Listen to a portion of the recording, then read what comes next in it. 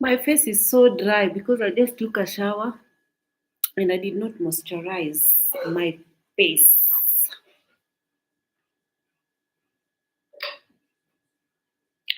Hi. Hi. Wait. This kid, even if I don't want, sometimes I don't want him to appear in the live, but he's always nosy whenever the live is on. Very nosy kid. Can you guys try to type something, because I'm trying to see if the super chats are working, because I'm being told here on top of my computer that that I need to update AO, oh yes, it's there, that I need to update Mac or OS 10.15, and I don't have, I have the previous one 11, and I don't know. I thought that this computer usually just updates them automatically, but they haven't. So, M girl, hello, nice to see you. Welcome to my live, and just let's hang out and talk random things. Welcome to my live. I promised that I was gonna. Thank you very much. Thank you for that confirmation. You're hearing me clearly. I promise that I'm gonna be doing frequent videos, frequent lives, so that I don't leave you guys hanging, so that, to just keep the community going. So that is the reason why I'm back.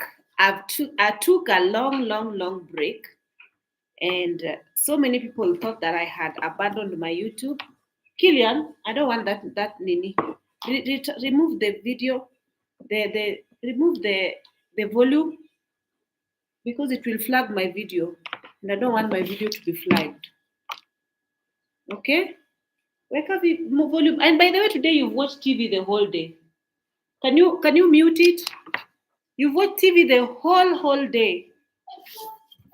No, don't close it, but you've watched a lot of TV. Since morning you've been watching TV. You know that it's not allowed to watch TV the whole day like that. Don't you? Don't you? You know that you are only allowed a few hours screen time, and today is exceptional. Today I've allowed him to watch TV because he's been able nizimie hiyo nini. Because he did well in school, so his reward is watching TV. But I don't like him to be so glued on TV. Sometimes he can get so glued on TV to an extent he doesn't even hear what you're telling him. So I'm trying to avoid that. And guys, I think that, let me ask you, for you people who have given birth and have kids, me, I don't have a child, I've never given birth. I want to ask you guys, what is the milestone for a kid to start knowing how to wash themselves, how to basically shower? What is that milestone? Because I feel like my nephew has a delayed milestone. I feel like he's not.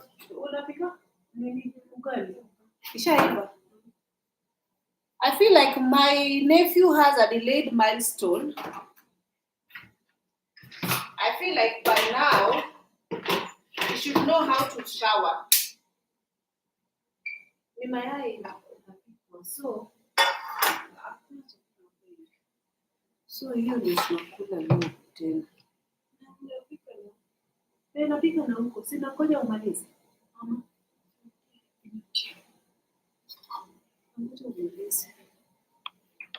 Taweka tu hiyo kitu yangu. Usiweke ugali hapo. Uweke hapo. Ninataka kuleta laptop hapa nikianza kupikia.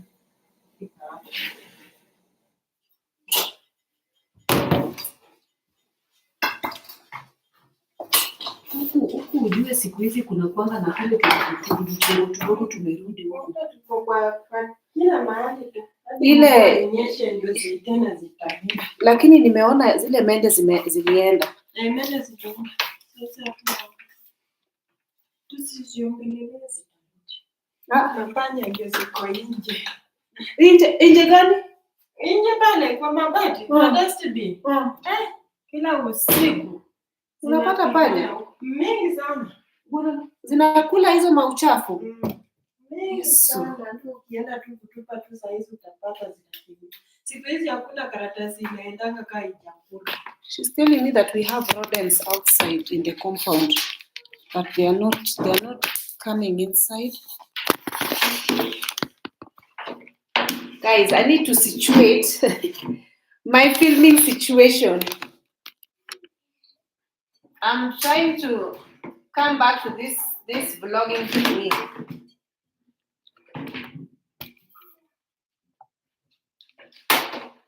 I need to situate my filming situation. That is the reason why you see me moving here and there. So I want to do. I want to cook dinner. And basically what I have for dinner is I want to make cabbages, and the Kenyan staple food is simply eggs. So that's what I'm making because I just want to make a quick meal. We don't have any other meal in the house since today I did not leave the house, and I usually don't. I don't buy food to stack in the fridge because I don't like refrigerated food. So I usually just buy what we can eat, and dry food we have, but the rest of the things that can be frozen like fish, chicken, meat, those ones I don't usually freeze them. I buy them a day prior to cooking, then I cook them. So that's why I choose to just like make a quick little dinner meal. So let me see what someone is saying. I will read from you guys as I continue.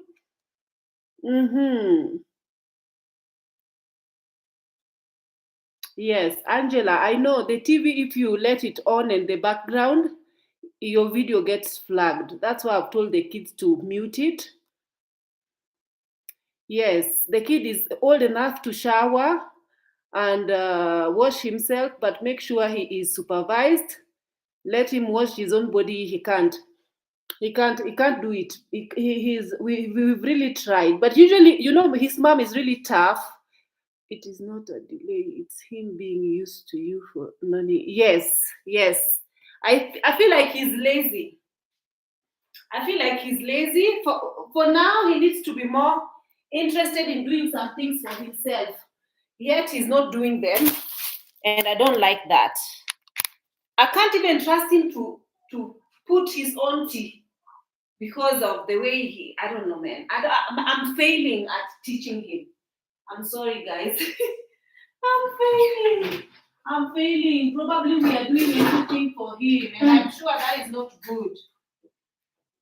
We are doing everything for him. So I'm just gonna put my ingredients near me. Oh, yambe. Na na na na.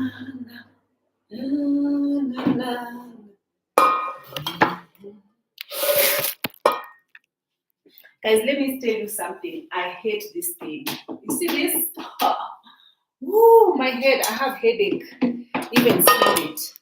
I hate it. Usually I have, okay, what happens? I have a burner over there. I have a burner. You see the burner over here. You see the stove burner, this one. I have it, but usually I have two small gas cylinders. I've never bought one big gas cylinder. I have two small gas cylinders. So when one gas cylinder finishes, I use this other one. So right now the other gas cylinder has finished. Now I'm using this one. We still have it. That is the reason why I have two of them. Otherwise, I know that I can even easily just change it and put it over there, but I choose not to. I choose just to buy the gas cylinder. I will deal with it later on. So, I want to cook cabbages. I have put,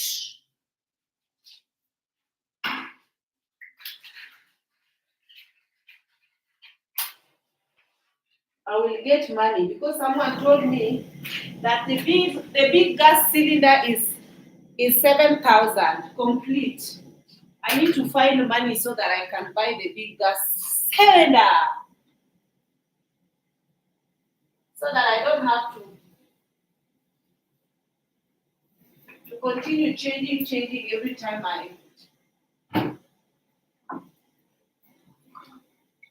So in a Kenyan household, we usually have to have this Royco Chuzi mix and these Royco cubes. We must cook our food with this. I know it's not good for you. It's it has like I don't know what are they called. This M what? This M something. I don't know. I don't know what it is called, but the food just tastes blunt without it. So we usually use it.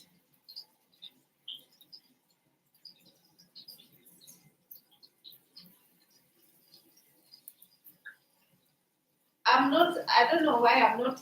No, guys, I cannot situate you guys in a place where I'm cooking simply because I have too much situation going on over here with the ring light, the cable, my thingy is charging, and I can't be bothered to move it around, to be honest.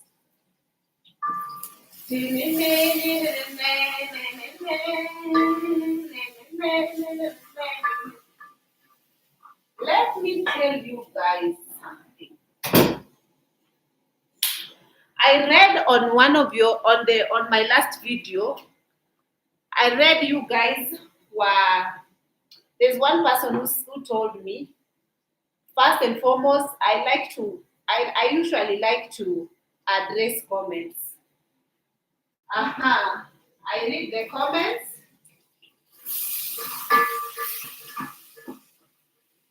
and I like to address them. So somebody said that they don't like the way I seem to lecture my house nanny. That it is very unnecessary for me to film the conversation that I filmed,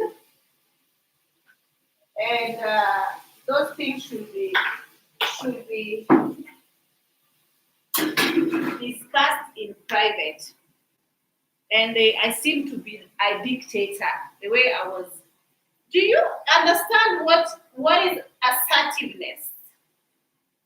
Do you really understand what it means to be assertive? Because it reaches a point where you've spoken, you've talked, until now you need to be assertive. So you guys, my videos, I usually film them live, so you watch whatever happened. So in that day I was filming and I happened to wanted to talk to the ladies and I don't edit them. There is a place where I can actually film it, edit after filming, but even on live videos can be edited, but I choose not to because we live in reality. This is reality. You don't mimic reality. Even the way I talk to my husband, if you see me speaking to him, that's the way I speak to him. If I call him out, if I perhaps raise my voice or say something that seems mean or something like that, that is how I am. That is how I talk. So it doesn't mean that I have a dark heart within me. It just means that I'm somebody who is very blunt and I'm very abrupt. And if you don't appreciate that and you don't like that, then you can simply just move to the people that you like watching who are not like me. But as for me, that's just how I am. I'm very blunt. I speak my mind. On videos, I say what I feel like. So if you don't like that, then I'm sorry. I can't help you. Just go watch people that you like. So I had to talk to them and let them know that nowadays the younger Gen Z um, nannies that we have nowadays, they don't have a home training.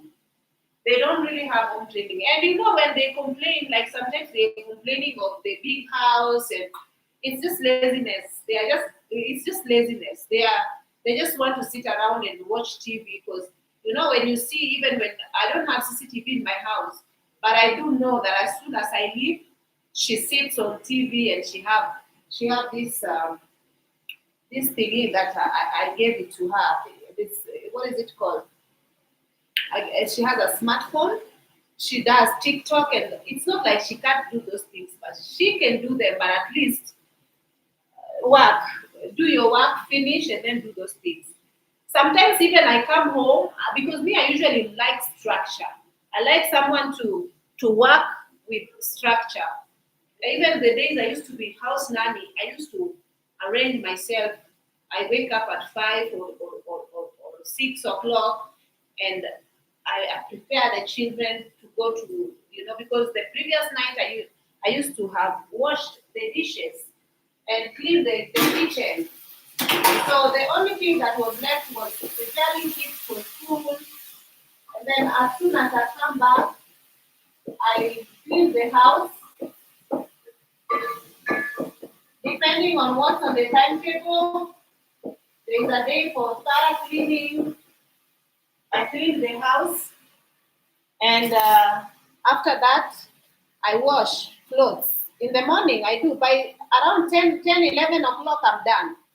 But sometimes even if you come home, you'll find that she's washing clothes at around 4 p.m. Like, what was she doing the entire day?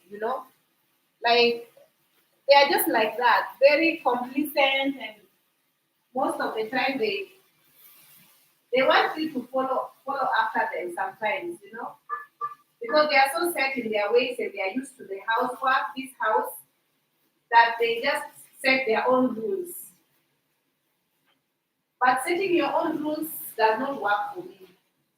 So sometimes it's just good. They are still young. You need to talk to them and you need to set your rules, what you want to be done in your house and what not. And because to be honest, I had decided that I wanted to replace the nanny, and I've seen some people who were saying that they didn't like how she responded to me and they'd rather I send her away. But have in mind that she has a child here and she's already paid school fees for the rest of the year, the term. And you can't, I know right now schools are closed, but then again also, I can easily send her away. But I feel like that is not fair. That is not fair. It's not only my way, and not their way. You have to also let them give you an opinion. Like even if there are things that she doesn't do right, but she's not a bad nanny at the end of the day. She's really not a bad nanny. And maybe just the same way you hear me talking, it's the same way you might say I'm rude. It's the same way, like us Africans, we speak with a tone or mannerism that sometimes might make you think that we are rude, but Since I did not pick up any rudeness from her, and since I live with her, I've never picked up any rudeness. I don't think that it was coming from a rude place the way she spoke to me. I really don't. So it just depends on the situation and how I see her.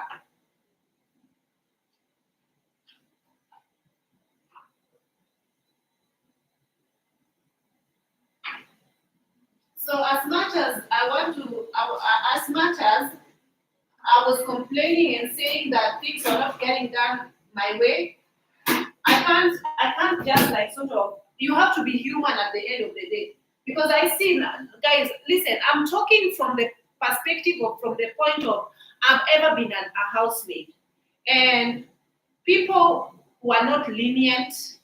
They did not give me like people did just people are so not lenient, but me, I am lenient, and I look at the situations, I look at, like, I don't feel like it's fair.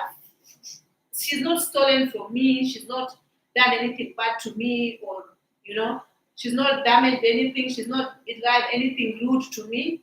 So why should I send her away without like her having any finances? Because, for example, she stays in Uganda.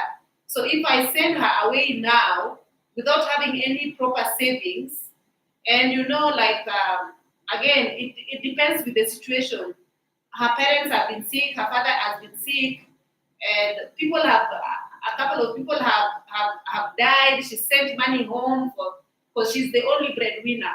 So right now, giving in mind all that she's told me regarding how she spends her finances and she doesn't have any savings, she has to tell me if I can allow her to work for 1 year so that she can at least set up her savings and leave after she has money. It's fair.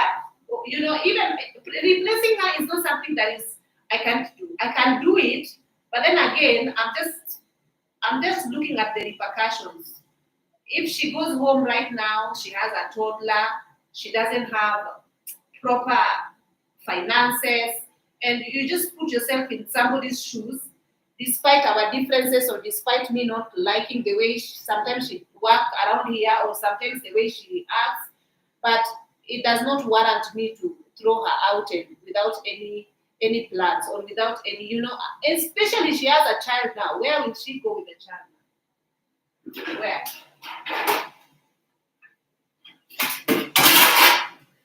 So as somebody that is watching, you watch and you give me idea from where you sit.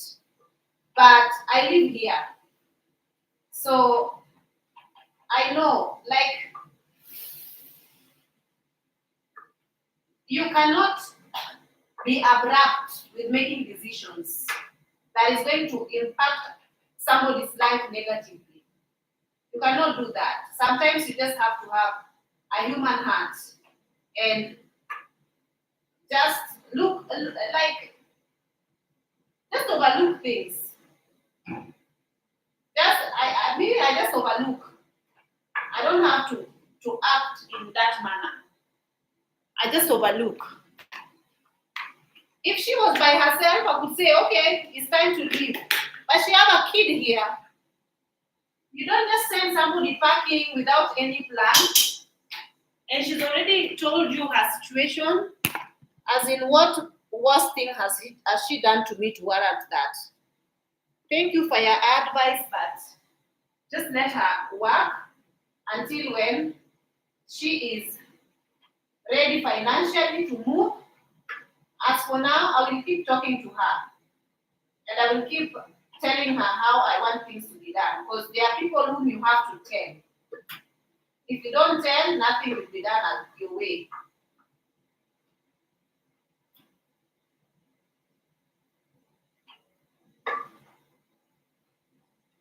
Cabbage is done. Cabbage is called mashu in Rwanda, in Kinyarwanda language. It's called mashu.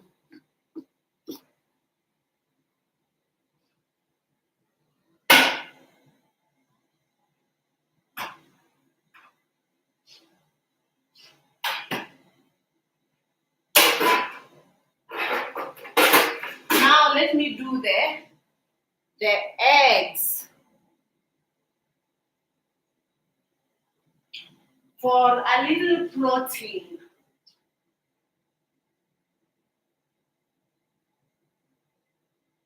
If we can't manage fish or chicken or all these things, we usually do eggs here in Kenya.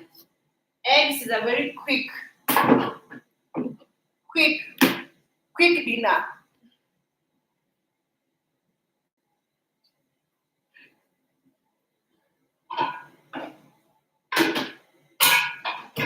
Nanny, auntie, unapikia kina Junior? Ha? Sikusikii?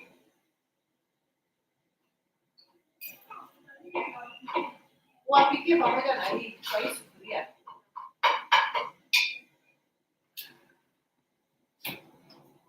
So that's that. And let me read from you guys now that we are cooking and we are here.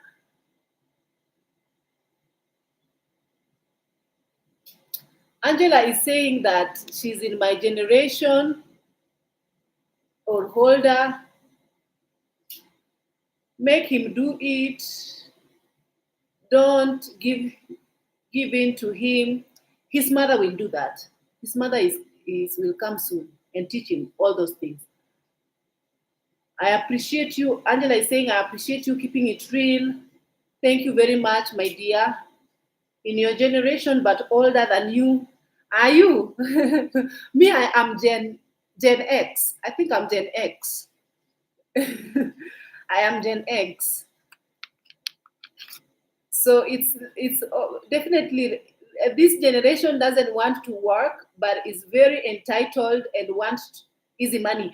I wish these ladies can get work in where? In Saudi Arabia. I wish these ladies can get work in Saudi Arabia or just outside Kenya.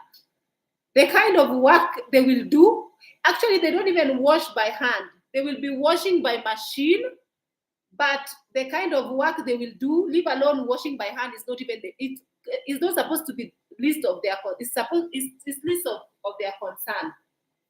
Hey.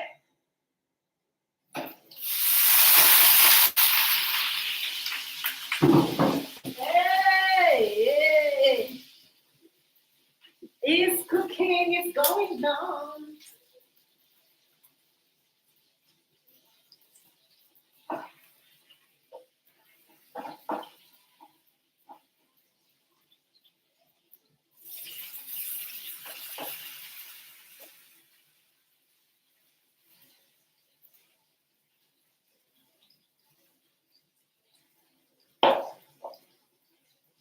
We are cooking. I feel like that tomato is not enough. Another tomato.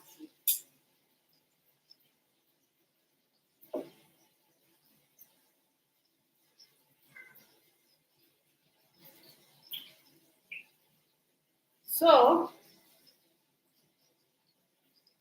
the lady is still here. I mean, she's good with the kid, and that's what matters. The housework, I can overlook some things.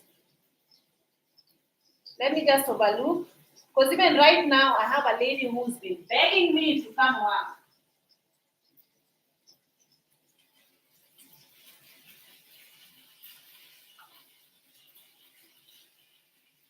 Hey, I'm cooking like a villager. Let me cut my tomatoes here. Tomatoes. Let me not cook like a villager. So guys, the lady who really wants to come and work here, I really feel bad for her. But anyway, she was working for a certain lady. And this lady passed away in February. So what happened? The lady is actually the one that she was working for, had 3 children. And you know, the story about her passing has really gone around the area where I live and around the church. She usually goes to the church that I go to. And it is not, can you imagine, until today she's not been buried?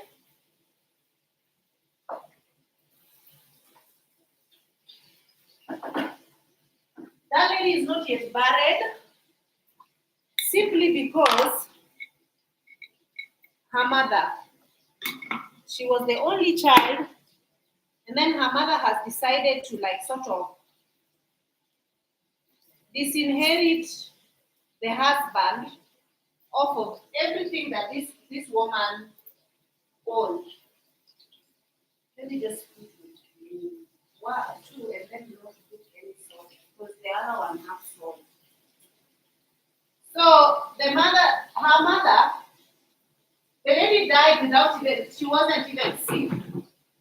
I think she had either high blood pressure or diabetic, and she wasn't on medication. She was not taking medicine. So she died abruptly. And she had a business that she was running with her husband. So the husband, she's married to this husband for I don't know how many years, because they have maybe 8 years or 7 years or so, because they have 3 children. And the firstborn is in class 7. So that's a big boy, probably 10 years old or 11 years old. So the mom decided to, the day she died, she died and the husband knew that she had died, so the husband took her to the morgue. And then the mom had, no. First of all, this lady died, and then her mom is the first one to find out that she died, not the husband. So I think she was in the hospital, then her mom went to the hospital to see her and then found out that she had died. Because in the hospital, if someone is admitted, they usually don't allow people to stay with them. You go and there's visiting timings. So the mom had left. The mom had gone and she found her bed empty and was told that she was dead. So then the mom took her. The mom did not take her. The mom was like, the husband came, and then I think they took her to the morgue. But then again, the mom went back and removed her from the certain morgue that she was and took her to another morgue that no one knows about. Came home, took her stuff, took her documents, and basically locked the husband outside and took the children and now the case has been in the courts of law, because this man was legally married to this woman. And the mom doesn't like this guy. So this girl that I'm telling you about was working for this woman. And she seems like a nice girl. So I wanted to give her work.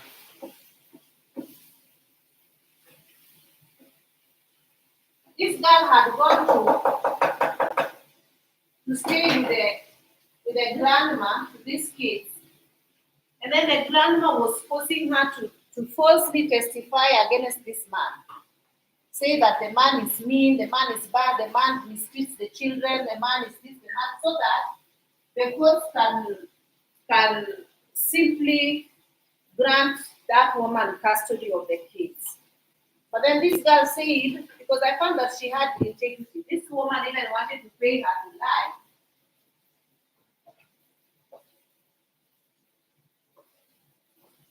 But this girl told me, no, I can't do that.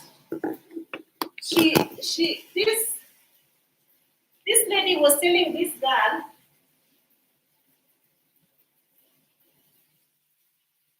that she needs to say that the deceased woman was not in good terms with her husband. She needs to lie and say that things were not good, the guy was not good to the woman, la la la.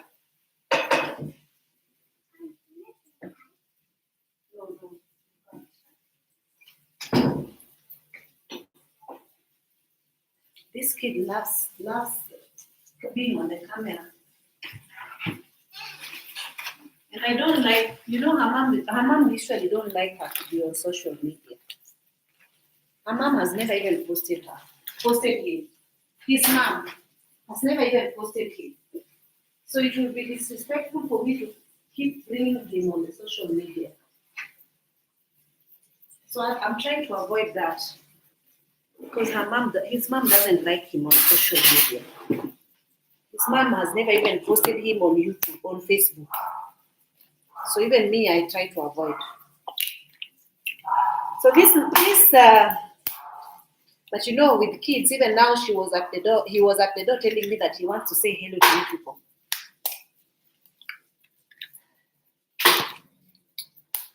I mean, his mom has never told me not to have him on YouTube or anything like that, but I see that she's usually very, very protective of him being on social media.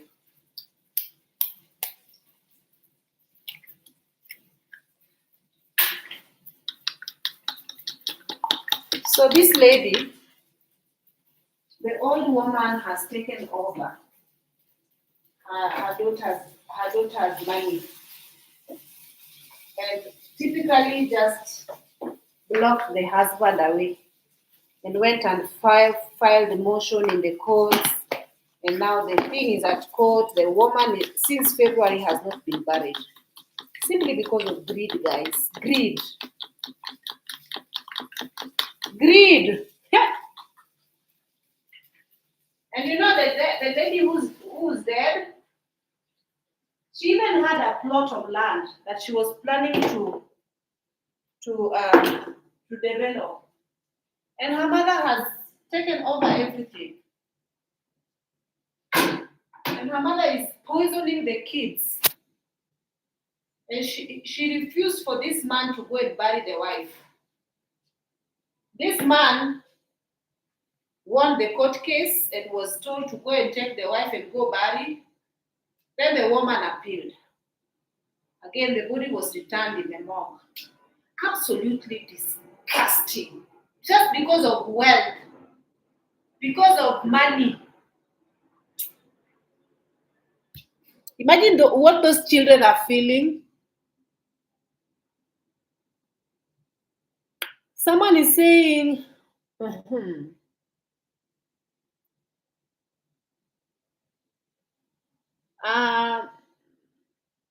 a good worker and good caregiver. I asked you that question because is she of a good worker, a good caregiver? Because anyone has a bad days or slack from time to time. I'm glad you are taking that position to try with her. Yeah, she's not a bad person, honestly. Don't think that she's a bad person. Just sometimes I feel like she's tired. I feel like she's tired. Because if it was for me, I'd like everyone everywhere to be wiped, even on top of these cabinets, on top of these chandeliers, once in a while. On top of this, the place to be less dusty or stuff like that. On top of these ones, for example, here, when you come and see, you find dust. I like all those to be cleaned, but those things does not even cross her mind. So I'll overlook that. And because I was thinking, usually she's good. Like, she's not a bad lady, honestly. She's not a bad person that I would say she's done something wrong to me and I would just send her. No. She's not. So for that reason, I'll allow her to stay and collect money, then go open a business. I will not send her away. She has respect even for my husband. She's very respectful towards him. I used to have there was the one that I had that was very disrespectful to my husband. Even she was shouting at him. Another Luhia Nanny. And she even burnt my, she just was mean. She was not nice. She was even injuring the child, beating up Killian, doing all this mess. And the minute, when I am like, for example, I'm around, she would even, because I usually have a small kitchen garden, she'd finish quickly the housework and finish quickly, even though she was not doing it good. She was just some clumsy lady. And then she goes outside with to till like dig the kitchen garden so that I can see that she's really working, pretending.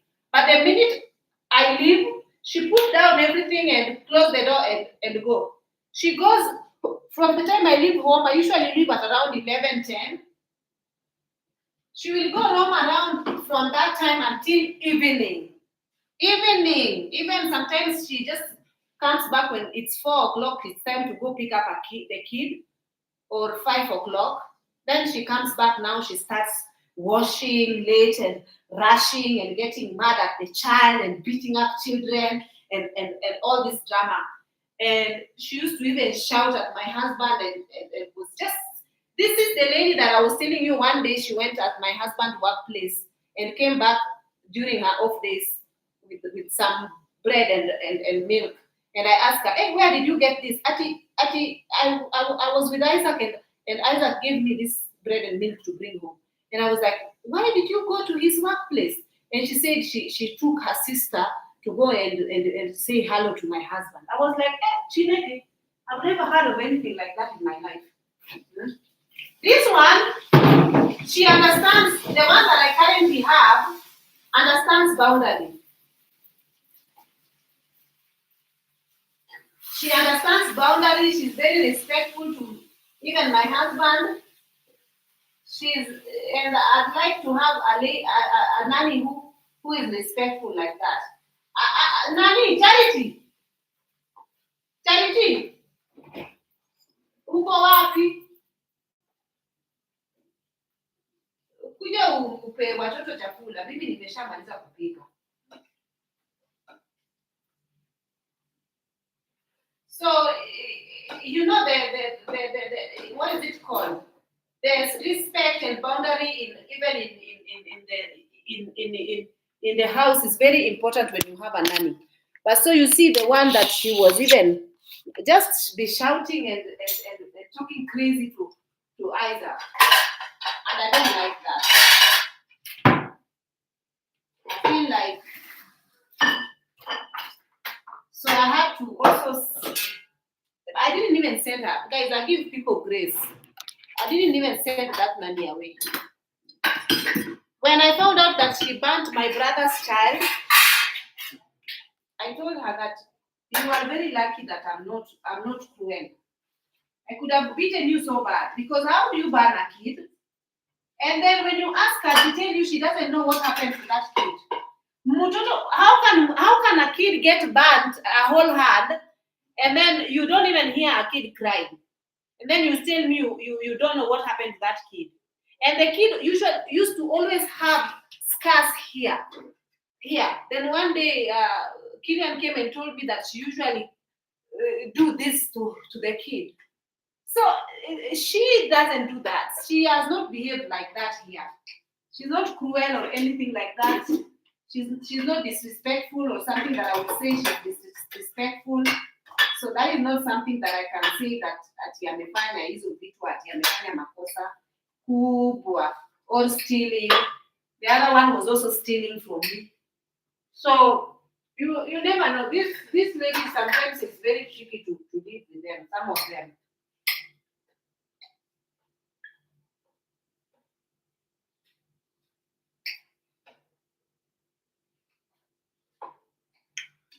I have served my food.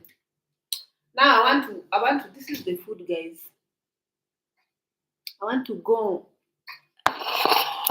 eat.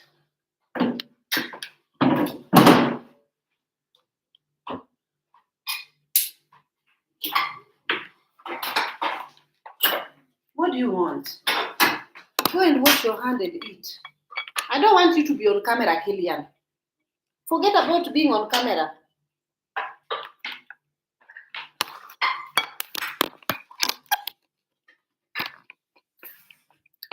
He wants to say hello to you guys.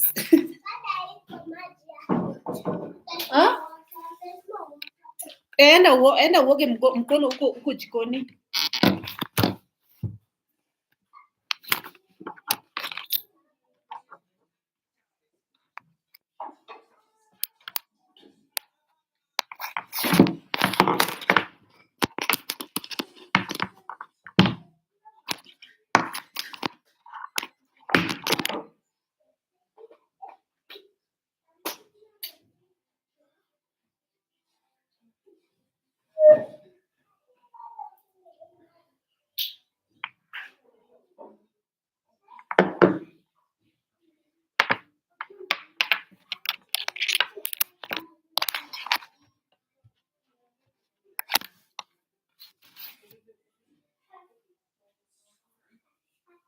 Kile siku hizi anakula. Hey! Be careful. Kuja upite huku. Pita huku. Kile siku hizi anakula mpaka kumi hiyo. Anakula, yani anasikia njaa saa yote hadi akunywe chai hadi jioni. Ni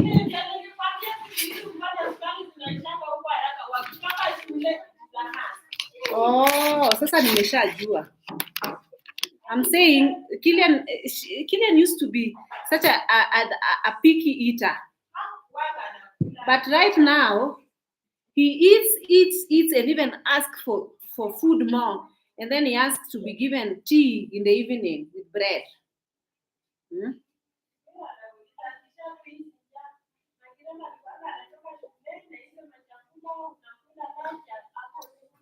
And then if you put snacks in the house, also he eats all those snacks.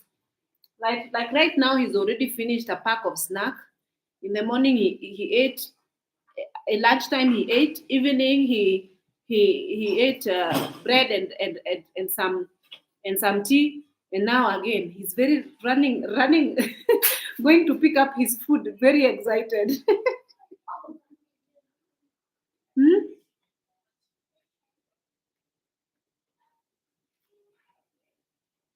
Killian, you want to say hello? Come and say hello so that it comes out of your system. Only one time. You say hello, but then you tell them something. Don't do like this when you're talking with food. Kwanza meza chakula kwanza.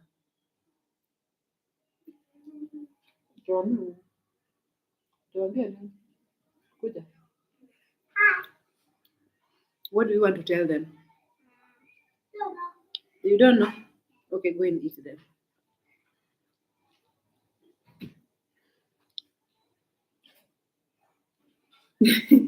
The young man is eating. Let him eat, and also me. Let me eat, so that I don't talk and show you guys food in my mouth. That is bad manners.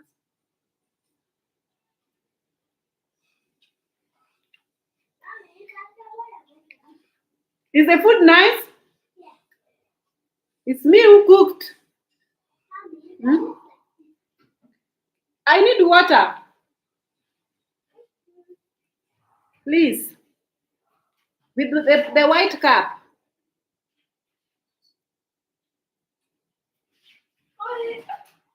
What? You don't have to run like that.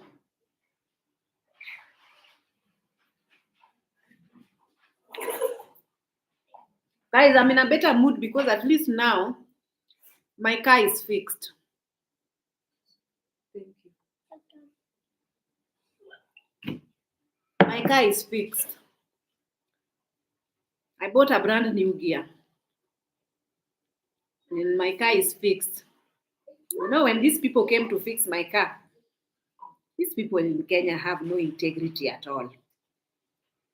This man,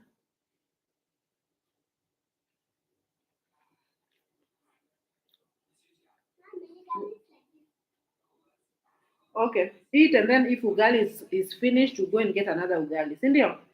Mm-hmm. So this guy, a good gear is a gear that has never been opened. Because the minute you open an automatic gear, it's no longer a genuine gear. It's no longer a good gear. It's already been faulty, been opened and tried to fix. Now they are selling. So this guy who sold my husband here came with a mechanic. And they made sure they sealed this gear so that you cannot even check. And my husband did not go with a mechanic in the shop to go and look at the gear.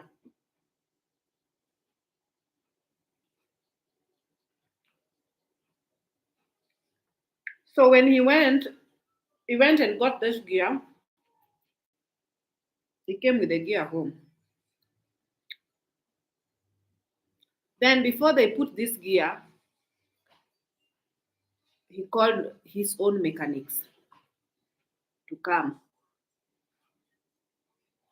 So where my husband bought gear, they sent him with two mechanics who had already installed the gear. And they were now really trying to make the gear work, like trying to start the car. Wewe, kaa polepole. Kaa polepole ukikulanga. Ni nini unasirukaruka kwa kiti na unakula? My nanny's kid fear me.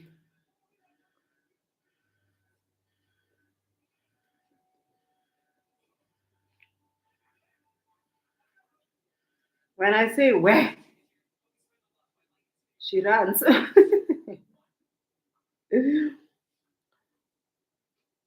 And she stays still. So nataka tissue. Nakusumbua leo my dear, my son. Weka hapa kwa meza. Weka hapa kwa meza. Unataka ukale ingine? Ukimaliza uende uchukue ingine, sawa? So these people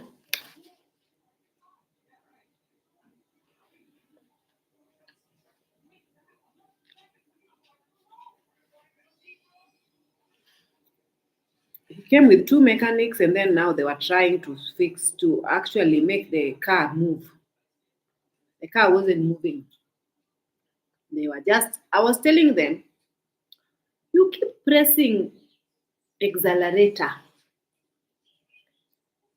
Yet there's something wrong with the gear. Why are you pressing accelerator? You are going to exhaust my engine for no reason. Remove your gear and go back with your gear. They were saying, no, the gear has no issues. It's your car that has issue. I told them, if you tell me once more that my car has issues, remove that rubbish gear.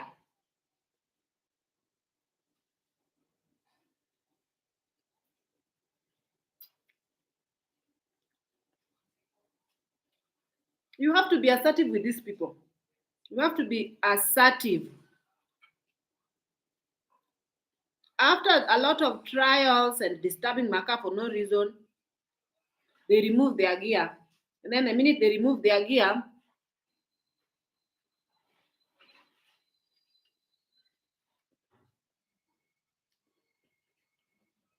my husband called his friends mechanics, these mechanics that he's usually with, to come and counter check what is the problem. Now I insisted. This is the reason why I have to be there when things are being made over here.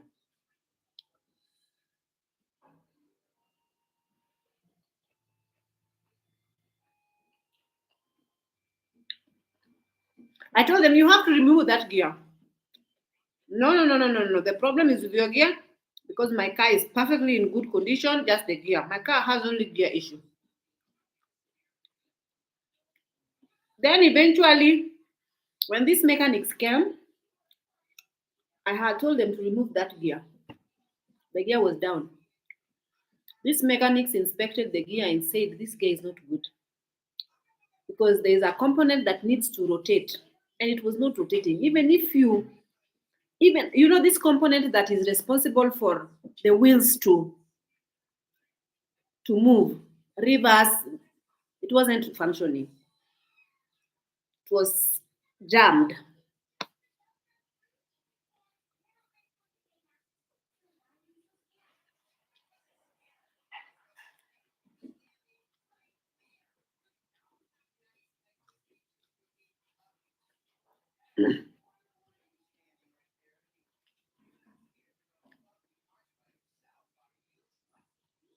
Ugali is life.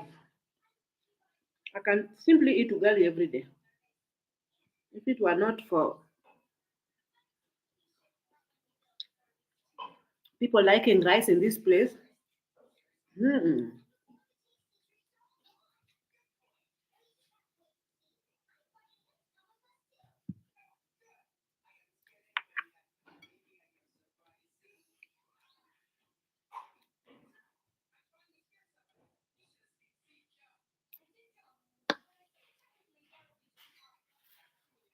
So I sent these people. I told them, take your gear back, please, please, please. This gear is not okay. Then after these mechanics came and inspected, then they actually accepted that, yeah, you are right, actually. Then they took back the gear. They refunded the money. That is when we went and checked for another gear. And the gear that we checked, they did not second guess. The gear that they installed, they did not second guess. You see the one that you install and then you start the car and the car refuses. Mm-mm.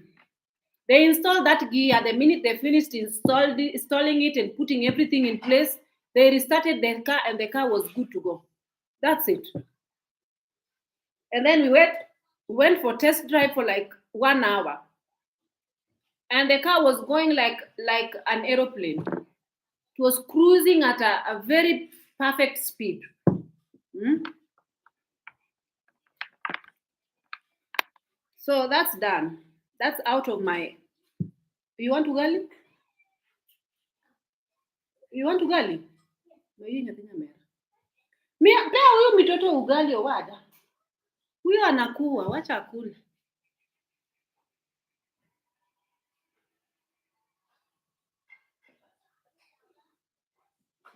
So they fixed it and everything is now okay. Though I have gone at a loss for funds because hey, the money to fix it was not easy. By the time we end up fix unataka ugali? Maji. By the time we end up finishing to fix it, the money I can calculate that money and it's not small money, my friend. It's almost going to $2,500 or $2,000. Can you imagine? Because before you fix it, some mechanic told us that gear can be fixed. Just buy spare parts and let me fix it. We bought spare parts worth almost 500 and some change dollars to try and fix it. Only to fix, and it did not even be on road for 2 weeks. It again failed because we were listening to mechanics.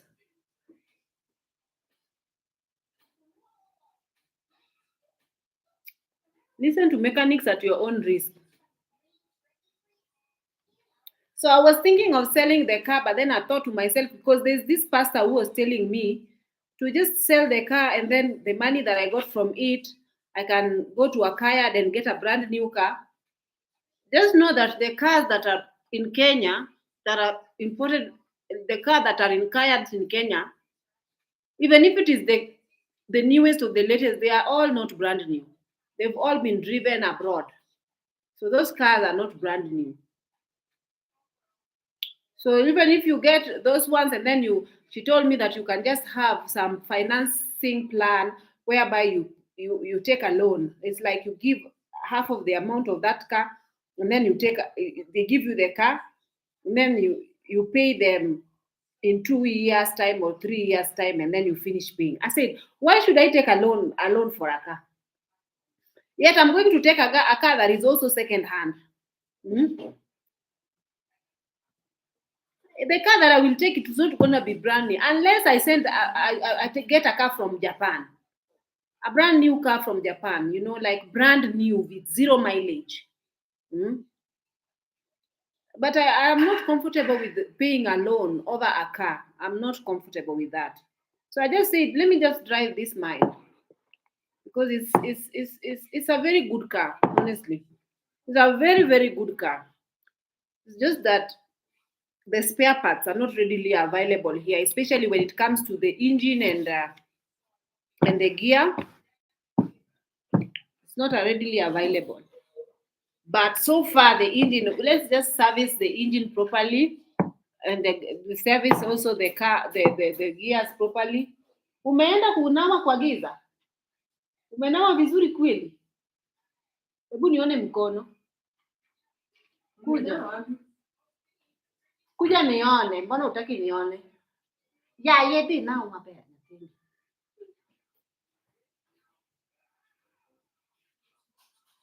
Sasa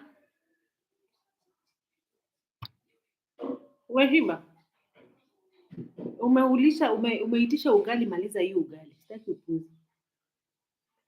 Umeitisha ugali sasa hivi unashika kichwa hapo ati umeshiba. Kula hiyo chakula umalize. Usually at night you don't have to be too full until you feel pain in your stomach. So you don't have to ask for more food because it's night time.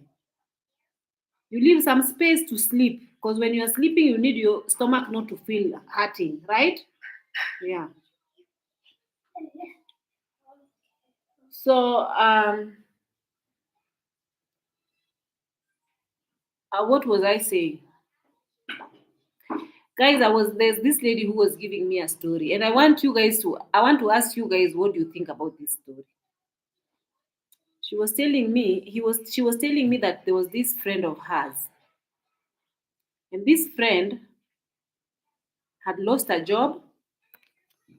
Just the same scenario that happened to me when I was in Dubai after COVID, when I had to live in a friend's house.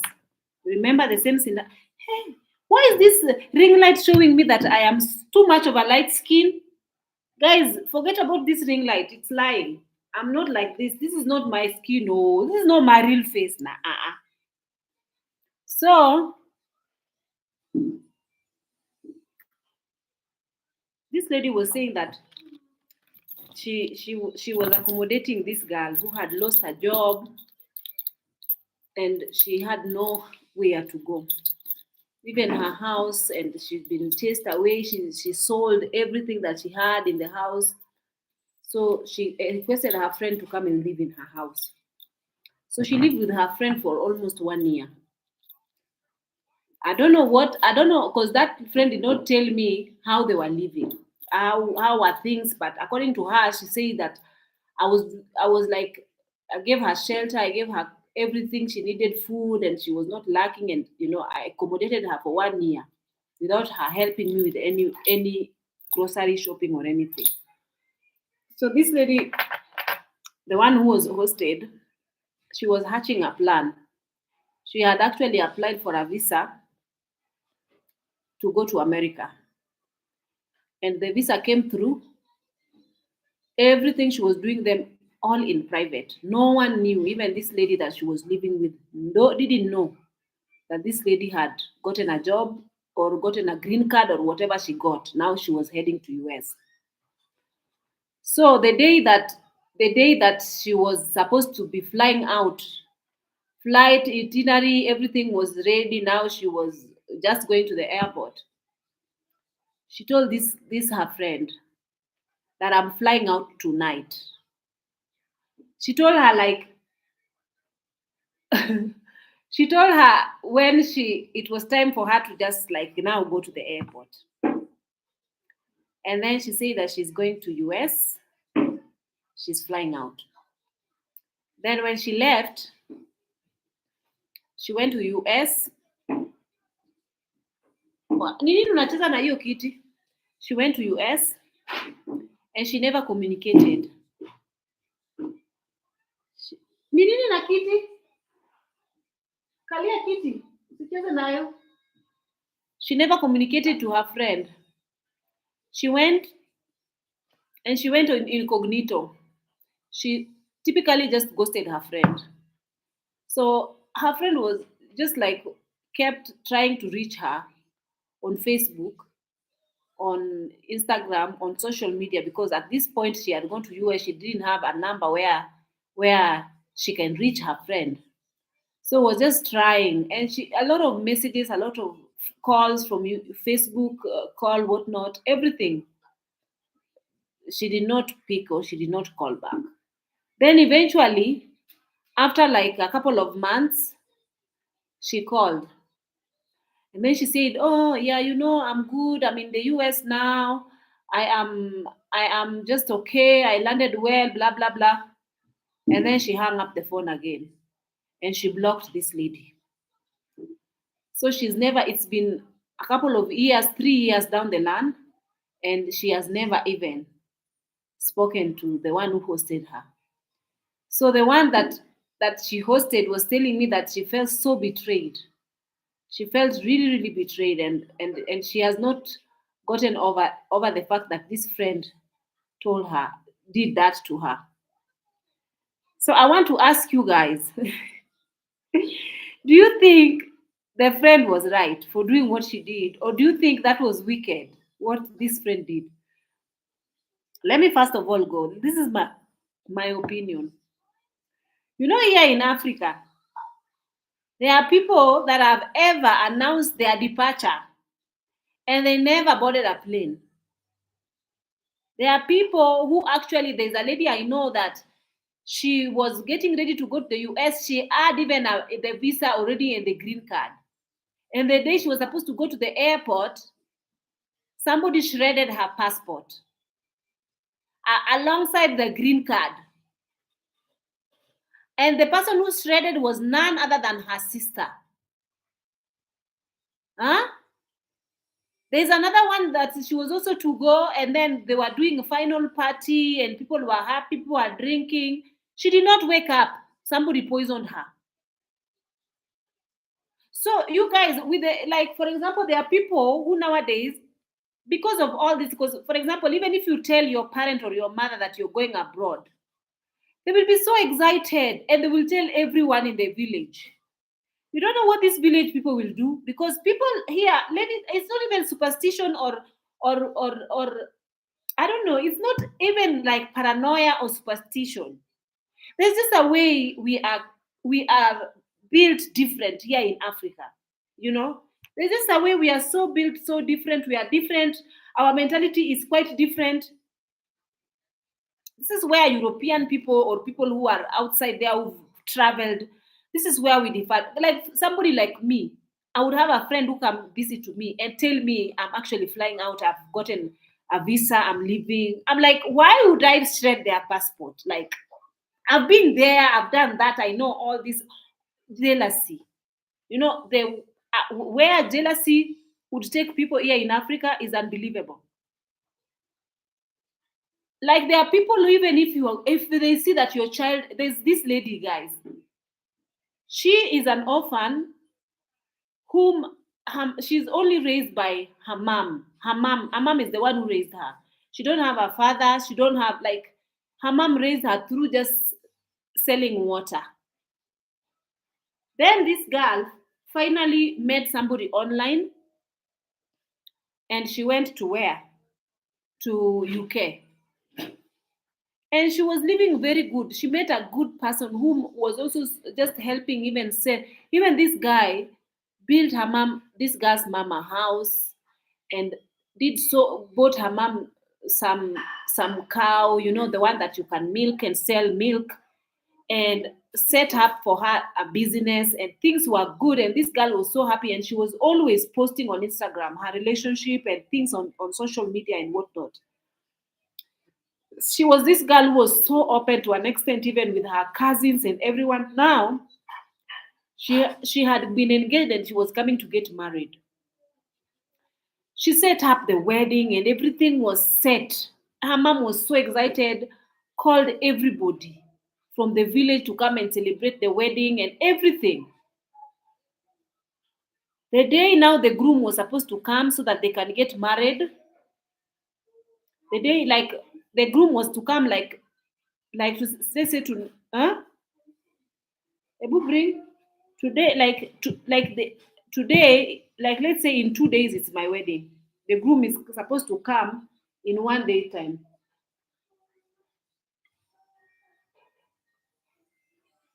No wasting food. You know that 2 days will throw this one. Here.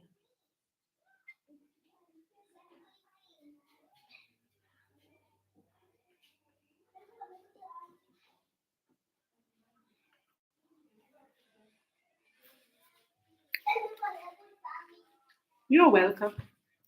So this girl was to get married. Everybody was waiting for her. The food venue, everything was set. Now she has come ahead of the groom because now she's preparing everything. So the groom was to come because the groom was at work.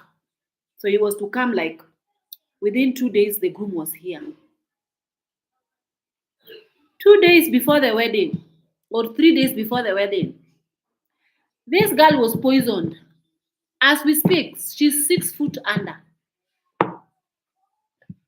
This, you see, this man, he never arrived, never even called home, never came for the. Why is this thing so hot? Never even came for the burial because apparently he was told that it's not good here in Africa. Don't come. The people have poisoned her. Do you think the people will also not poison you? Just be careful and don't even attend. That is how it ended with this girl. So there's a lot of these horror stories. Even if I start telling you guys the horror stories that are happening here with jealousy, you guys will be so surprised. You know, the day I bought my car, I told someone about it. And this person went and spread these rumors about me wanting to buy a car. And the lady whom she told said that, oh, that car will not even, you know, the witches. These people are witches. The minute you're speaking a curse word over somebody's blessing, it means that you are a witch. Curse word is witchcraft.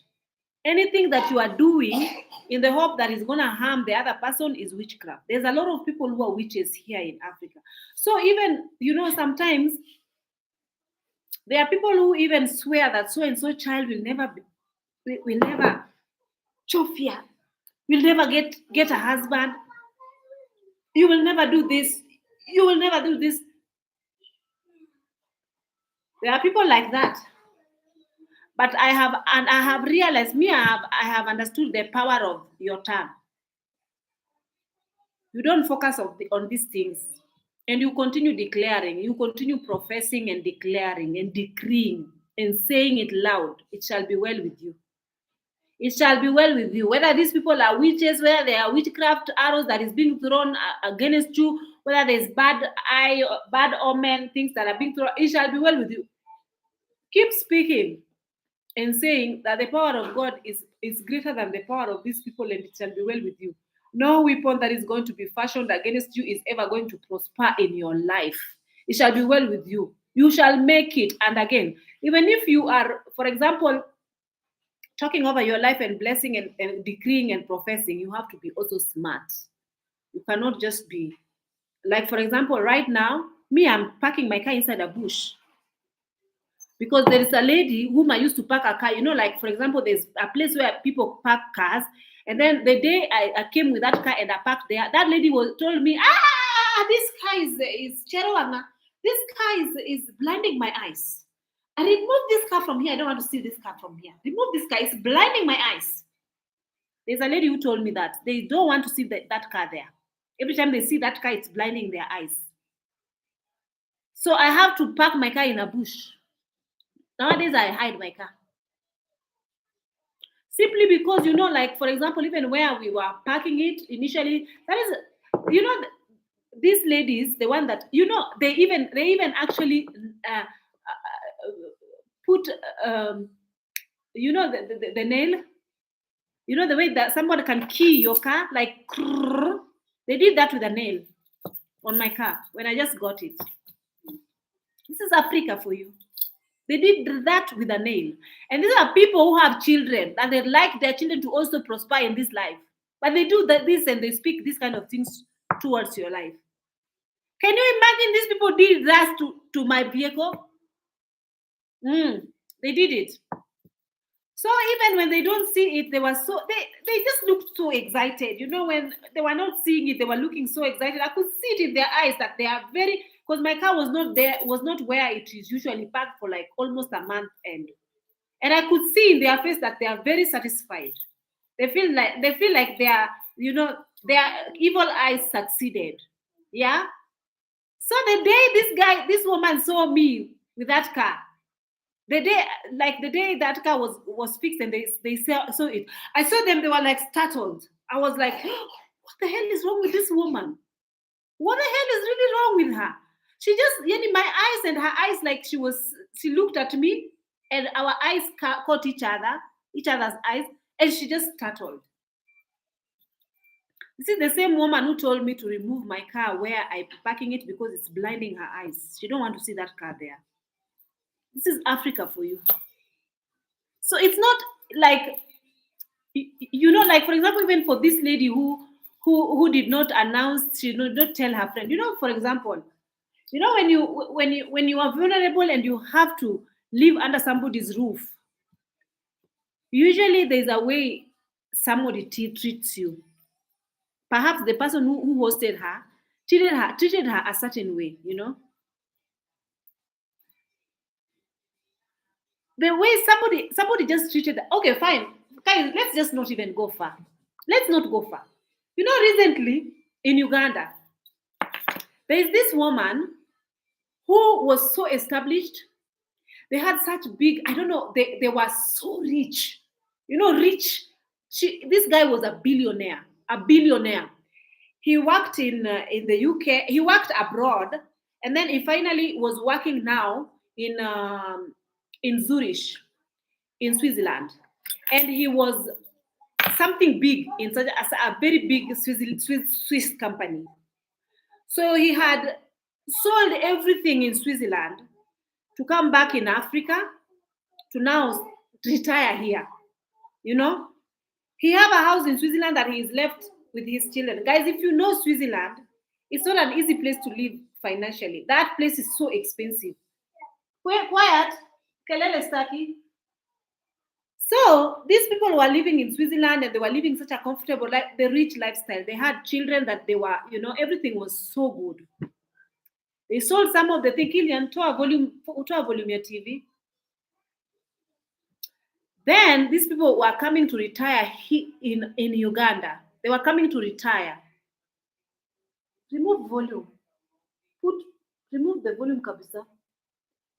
These people were coming to retire in Uganda. They were in their perhaps late 50s or early 50s. Guys, if you have read that story, you know what I'm talking about. Do you know? I think they were having a party or something. They had called family members or something. And everybody had left after they ate and married and blah, blah, because they had just come back. And they were to invest in something, they were just billionaires. They just had a lot of money, like they were just money everywhere. So these people had invited relatives and friends to come over to their house to celebrate, because now they had retired and now they are coming back home and now everything is good. They are coming in their mansion. The night that everybody left, there is one of their relatives that remained to sleep over.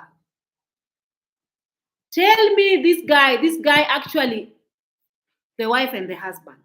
He went and first of all, the husband, after the husband, the wife was in the bathroom, had screams. Before she even left there, this guy followed her in the bathroom, and these people were dead. Even as we speak, they have been buried. Their children did not attend because, again, the children were afraid of their lives. Tell me this is Africa. Another story that I want to tell you guys, that story actually made me, I did not sleep. There's this boy that, hey, there is this boy that was a top student in secondary schools. He was topping with A, meaning this boy did not even wrong even one thing in his exams. He had brilliant mind. This boy got scholarship to go and study in Yale. Actually, universities were actually this boy applied Oxford, uh, Harvard, Yale. The A League, are they called A League university? These top universities. This boy was accepted to go and study in Yale in the United States of America. He's coming from a very poor background. He went, and now he was studying there and topping his class like crazy. He's got brilliant mind. This young boy, there in the US, he was studying to become NASA scientist. So this boy did well in all, he excelled in everything. He was topping all their researches and everything was topping now. He was top university, student even in his class, like nobody could match this boy's brain. Even the people in NASA, they were so amazed at how much this boy is brilliant. When he finished and graduated with first class honors, he was given job to work with NASA. So he came back here in Kenya and went to the village to go and celebrate there, finishing university, going to work with NASA and all this, like celebrating his major wins. So at night he went out with his friends, his village people. He did not come back. They captured him and on the roadside. He was found, his remains were found on the roadside. This is Africa for you. This is Africa for you. If I start talking about Africa, it's going to even unbelievable. The minds that we have, it's unmatched. The evil mind that we have. You can even say you are going to you say it's because of the colonization. These people mess with our brains. Were you there during colonization? It starts with you. Change starts with you. So even when sometimes I see even the kind of leaders that we have in this Africa, I'm not surprised. Because the kind of people that this Africa breed, they lack home training, they are not ethical, they lack code of good conduct, they don't have any morals, they are very incompetent, they are just rubbish brains. But don't get me wrong, I'm not saying everybody in Africa is like that.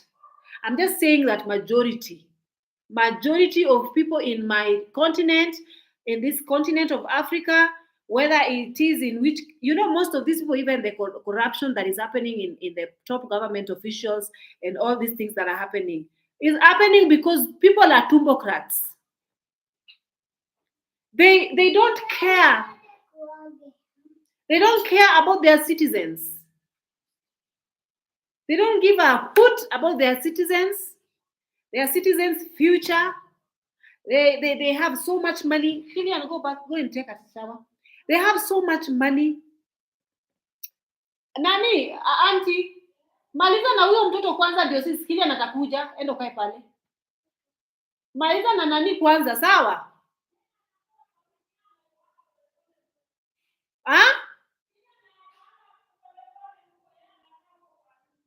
Basi yeye akuje. Go and take a shower. You know the reason why I don't like these kids to shower together. I just don't. I don't like kids to shower together because I have some phobia. I have some things that I saw in such some houses that I was working in, and I didn't like it. I didn't like the way the kids they were so into each other. They were just into each other's space, into each other private. To an extent, these kids grew up to seeing each other naked. To an extent, they started doing bad stuff to each other and their siblings. So I don't like kids, boy and a girl, to be so much into taking shower together. This thing made my brain not be okay. So I don't like it. I like my sister's son innocence to be intact. So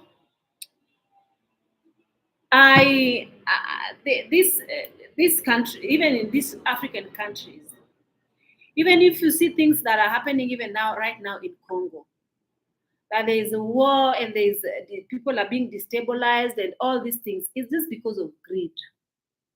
It's just because of greed. When they realize that their natural resources is their leaders that are actually selling to the to the to the to the to the Europeans.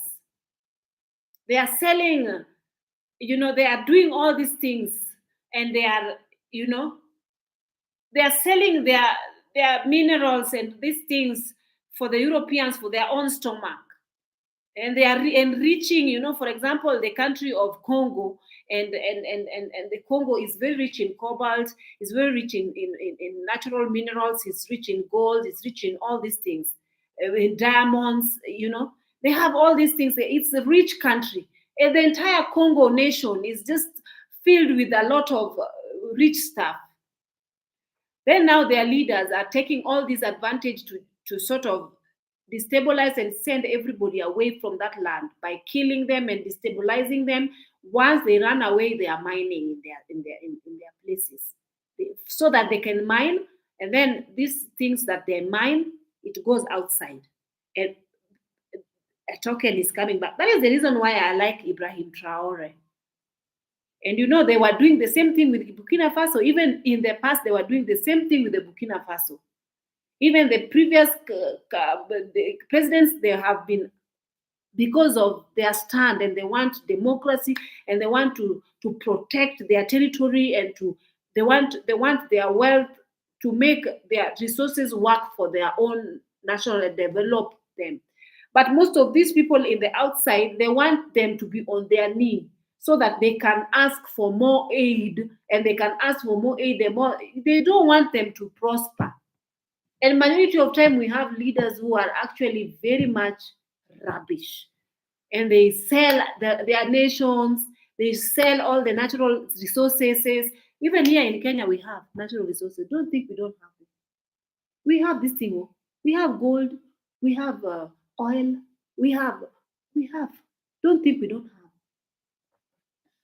So even sometimes the things that, even you see, the places like like Sudan, they get destabilized because the they there are countries like Dubai and Saudi Arabia, and all these countries. They want those minerals from these poor African countries. So they usually smuggle weapons through through this corrupt African government people, and then they smuggle for little change, little change. They sell this country, then they smuggle these weapons for these people to each other. And then after each other, they are destabilized. Meanwhile, they smuggle, even this airport, there's a lot of things. I used to work in the airline, so I know there's a lot of things that get smuggled. They just smuggle things. They smuggle things, smuggled, and they smuggle a lot of things, because from top people, and nobody knows the things that they smuggle. So even in this our continent, we are corrupt as Kenyans. We have Kenyans top corrupt leaders. We have Africa is messed up beyond. Right now here in Kenya, it is so bad to an extent. If you talk, even if you mention the people in the government, they come for you with Subaru. You disappear. They abduct you. They go and even put bottle inside your hoo-ha. They put hot rod inside your hoo-ha and inside every hole that they can get in your body. They do their unimaginable things. So even as Kenyans, we are like just like try to be quiet because people are afraid. The day people who are not afraid, they went to protest and they went to try to be heard. Did you see what they did to them in the streets? Did you see? They are not afraid. Because year in, year out, they've been doing this. Because even with the population control, these people from outside, they cannot intervene. Because they like the world when the world is actually in chaos. That is when they smuggle their things and things go haywire. Because they want you guys to be in chaos. They want you to fight with each other. They want you guys to be not be in good harmony. For them to actually, their dirty deeds to go through. Hmm? Even this population control, you think when 100 people die, who is going to intervene? Even the International Criminal Court of in Hague. Do you think they even intervene? Do you think these people even care? They don't care. They're just there collecting money. You die, you kill each other, you do this, you do that. They don't give a whoosh. They don't really give a whoosh. I'm trying not to have this video get flagged because usually when you talk about hard topics like this one, they flag the video because they don't want you guys to be too informed. So even if people usually say there is democracy, there is constitution that is supposed to govern a country, there is this, those things are just gimmicks and side shows. Those things don't apply to the big people in the big boys. It doesn't apply to them. They just do things and they go scot-free. Unless karma catches up with them. Karma is the only thing that might catch up with them. But when it comes to the law doesn't know. That cover these people like crazy. Yeah? It covers them. So even in the year, if you guys are planning to come to Kenya, do not travel to Kenya, especially in the year, in these 2 years to come, 2027 especially, 2026, 2027, stay where you are. Because it's going to be bad. It's bad. Already as it is, it's bad. But then moving forward, it's going to be something else. So let's just like pray. And then even if you vote, votes don't count in the African continent. The votes don't count. They just line you guys like sheep to go and stand there and they play with your intelligence. What they do with those votes is none of your business. So long as for formality purposes, they make you queue and vote there. After you vote, they go and cook their own votes. In other words, the leaders in Africa are selected, not elected. Even as we speak, they know already who is going to be the president of this country in 2027. Even in Uganda, they know that Museveni is going to be president again and again for 30-something years, even up to 40 years. Even in Rwanda, they hold election just for the sake of holding. But they know Kagame will never leave office, even in Rwanda. Unless karma catch up with these people, that is the only time they will give up. And then once they leave, even this old Muse in Uganda, he leaves and then his son will take over. And his son is even worse than him. This General Muhozi guy. Something else. So we don't know what is going to happen. Like when these people, like for example, let me tell you something. Country like Dubai, something that I admire about Dubai is that even if let's say they steal from other countries and they get resources from other countries and they use their big money to do 1, 2, 3 and buy things and sell things and blah blah blah blah. This trade, they use it to develop their own country. They use it to work for their own people.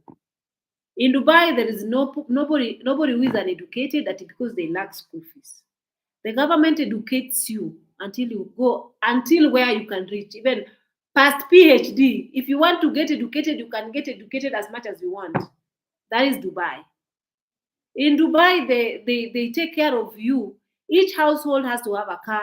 Each household have to have a house. Each household have medical insurance. Their nationals are well taken care of.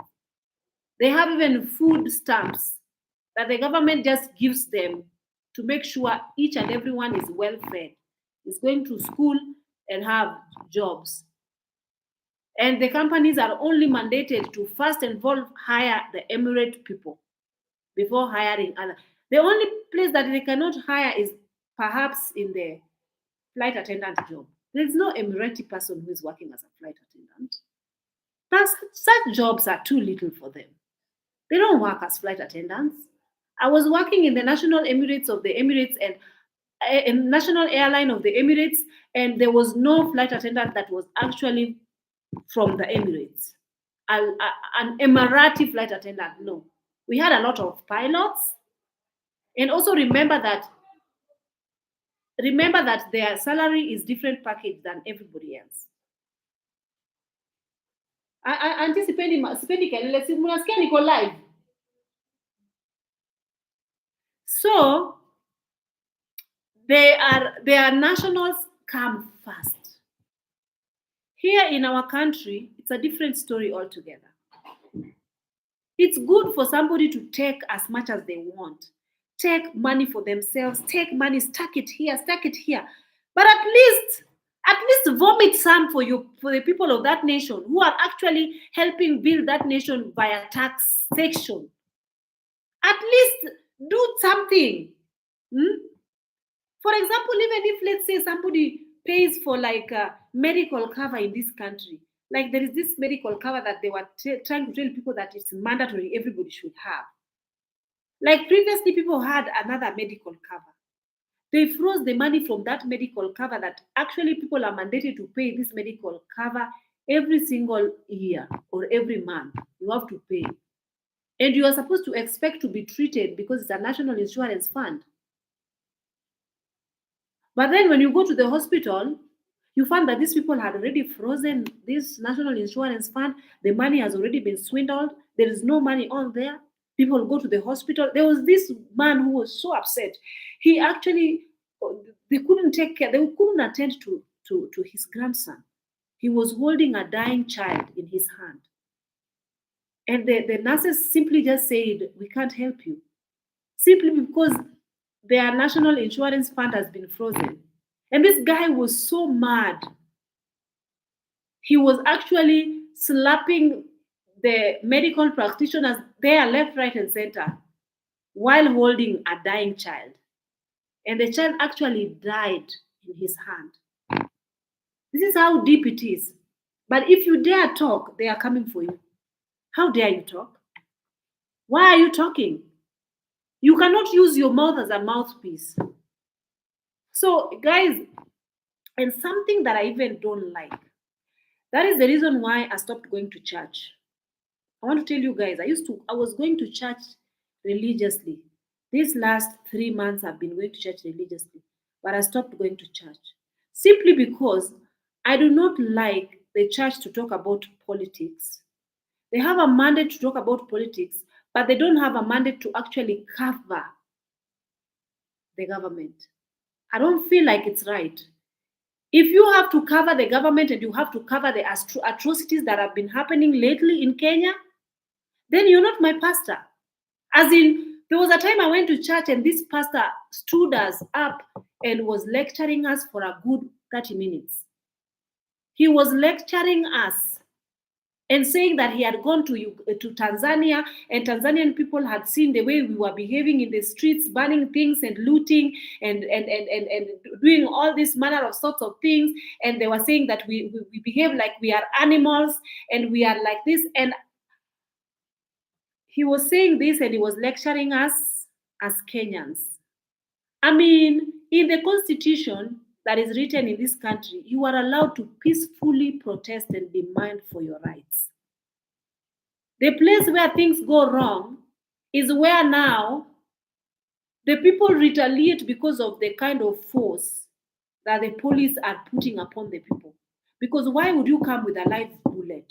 on people who are protesting. Yet you have already used the gas, the thingy. You have used what is it called? This thing, this tear gas. You can use rubber bullet. You can use this water cannon. That is enough. You can't use force with live bullets. To an extent, there was a kid who was simply just chilling in the house, and the bullets penetrated the window to the seat where that it actually, the person who actually did that actually did it on top of the roof.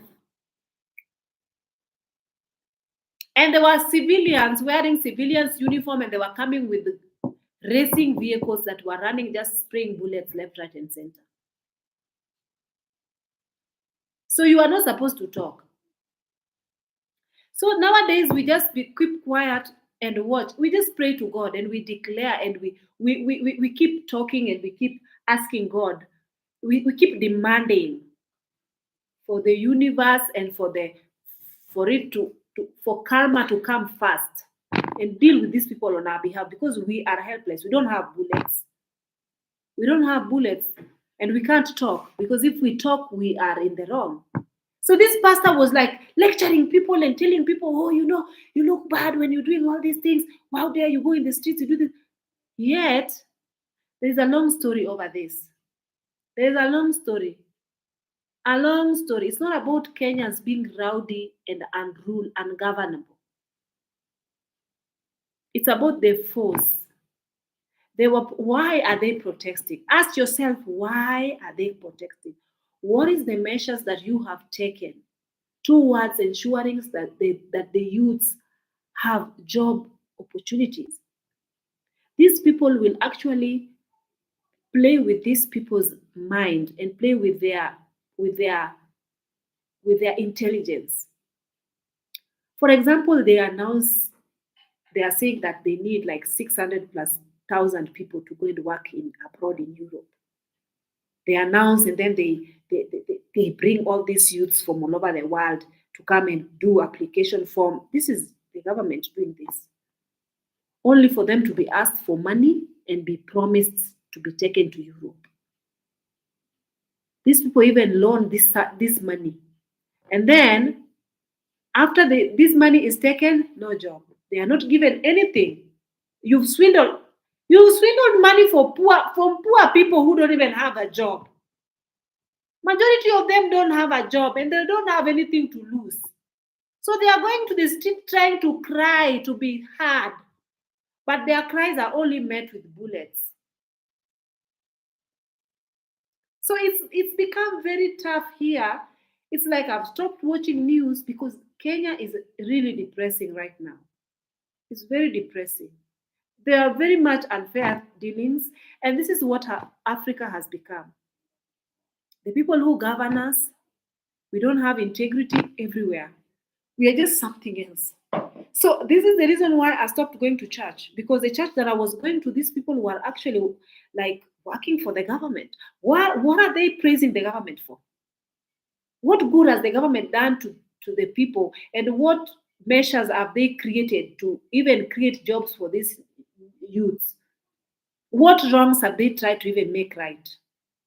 What things, or just they're just thumping their chests and continue to make even more wrong, continue make the youth even more angry. Yet somebody, because they are standing on the pulpit and getting money every week. They are living very comfortably in big houses, and they are getting money every week. So they feel like they are in a high place that they can just stand there and lecture people. Maybe there are some people who this is the last rent. Their landlord is coming to close the door for them. They don't have a job. They don't have money. They don't have anything. Maybe they didn't even eat while coming to church. Yet they come to church and they are met with this, with lecturing. You are getting lectured to for 1 hour or for 30 minutes. Instead of lecturing us, don't talk about politics altogether. Preach the Bible, preach the word. Calm our hearts. Make us feel like the church is a solace where we can run to, where everything in the world has gone haywire. We can run to the church and we can find solace there. Don't let us see news. We see people are getting murdered left, right, and center, only to come to church to find solace. And again in church, we are being lectured. We are being told stand up, and then we are being lectured. You're not saying the reason why these people are in the street complaining. Why are they in the street complaining to start with? There has to be a reason why these people are not mad. Huh? And then the pastor is like saying, you have to try and see the things, good things that this government has done. For example, we have this affordable housing, where affordable housing is even a long story. It's unconstitutional for these people to actually demand that the people who are in civil servants, their salaries are being deducted by force by fire. Your salary goes towards the government's affordable housing. And you're not a custodian of these houses that are being built. And then the pastor is standing and saying, you see, affordable housing is good. I bought a house in there. I bought a house there. I have 2 houses. All my children now have houses. Do you hear yourself? Were even these houses meant to be sold in the first place? Or even if they had to build these houses, they were supposed to be beneficial for Kenyans. And the people who are supposed to be the first custodians are the ones whom salaries, money is being deducted every month in thousands. At least give them something in return for doing that. This is money that they could have put towards retirement or towards some children education fund. But you are taking it by force. And you cannot say nothing. The taxes have gone high. The fuel levy has gone high. Everything has gone high. The businesses have gone haywire. There is no sales. Nowadays, the cash flow has gone. People are closing businesses left, right, and center. No jobs opportunity, even the businesses that you are opening. The crime rate has gone high because a lot of people now, they don't have any means of eating unless they steal. Even if you go to the streets, you are seeing somebody, even in the highway, people are just mugging and stealing from cars, ripping the car side mirrors on the highway. People are getting knifed just for a mere phone, just so that a phone can be taken, be stolen. Somebody is taking your life away. Can you close the door, please, from down?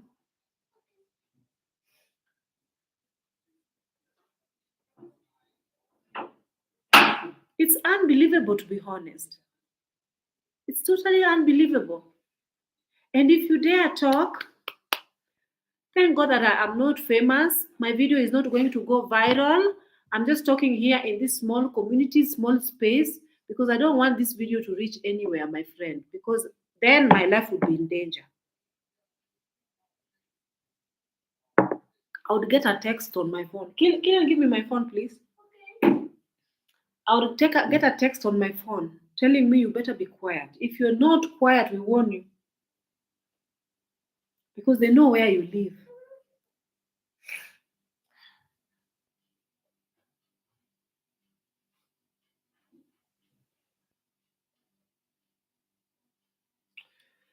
They know where you live. So you guys, there's just a lot of people that happen here that gets me so upset and so fired up that if I start talking, I'll talk until tomorrow. But lately, the atmosphere is just so heavy when it comes to everything that is happening in Kenya. And as this, especially me as an empath, it has really affected me so much. So much because me, there are some things that just gets me upset.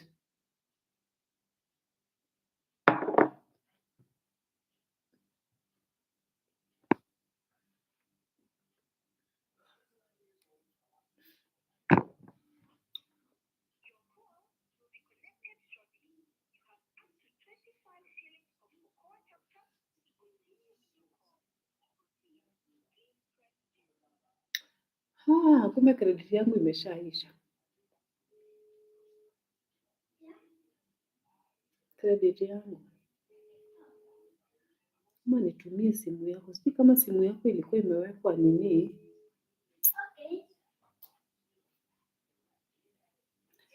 Nasemaje? Mi hii simu yangu imeshaisha credit, hata sina. Sasa hii nimetumia Okoa. Sasa si utanini utaleta beans na nini? Beans na hiyo mgidheri. Let's call daddy.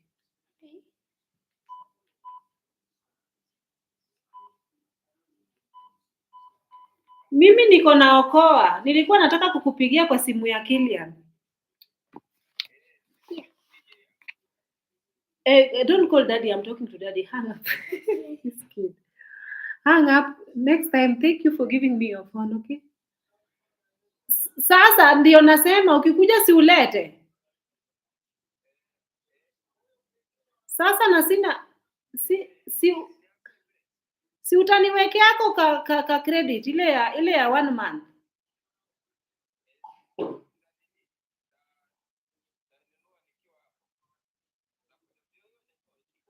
Kwani mshamaliza? Unakuja saa hii?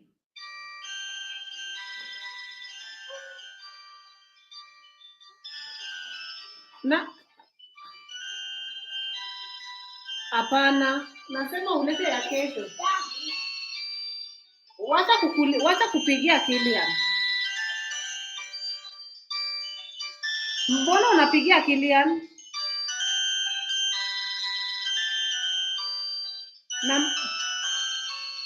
Na mbona naona daddy?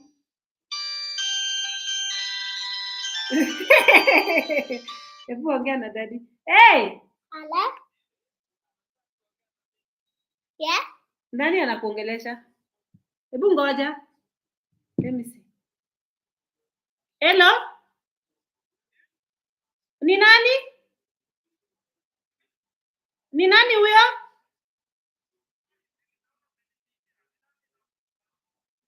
Hii ni simu ya mtoto. Ni simu ya mtoto. Na naona una amedial kitu ajui.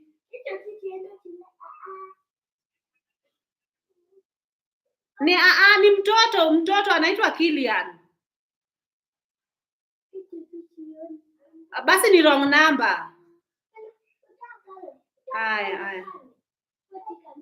Kilian, this is wrong number. You have to remove it from your phone. Okay, let me remove it. Really? That one that said daddy. That's not your father. You only have one father. Okay. You have another number for your father? Hello? Hello? Hey. Clear. Hey. Clear. You have another number for father? No. I'm making it to Ati? be good. Na githeri. Okay. Okay, back. Back. Okay.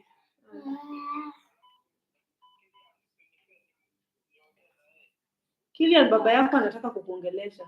Shika. Hello? Yeah. Shika. I'm fine.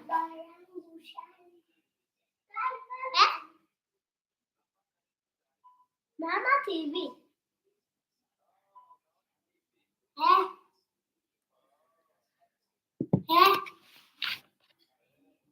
Kilian loves his father too much.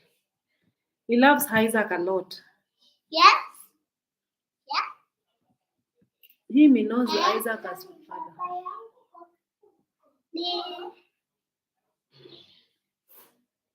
You should see him when you see him.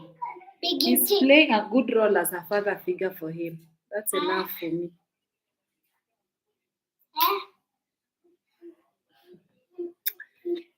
Hey kids. Bye. Si umpatie aongee na huyu. Nepo anko Nepo. Sa. Okay. Bye. Uliongea na Ongea.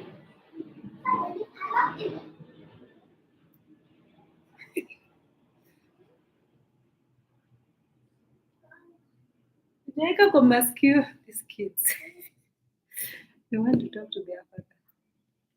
Isaac is their father. Whether you like it or not, it's their father. So this one had Killian talking to his father. Even her, she wants to talk.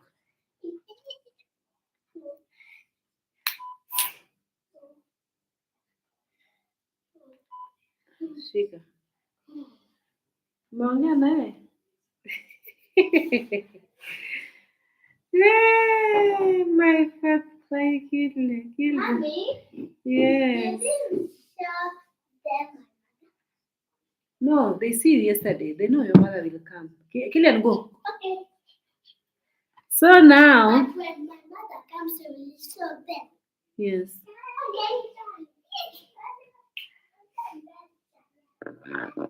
Smart Canada. I know it's bad everywhere. Nowadays, even people here in Africa, they think that people in abroad are doing well, but it's bad everywhere. Honestly, that is the reason why I was having anxiety. My car broke and I needed to fix it, and money that I've saved is now going towards it, and it was really driving me crazy.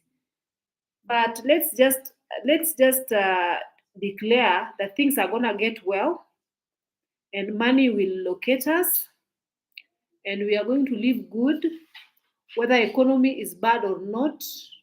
We are favored, we are blessed.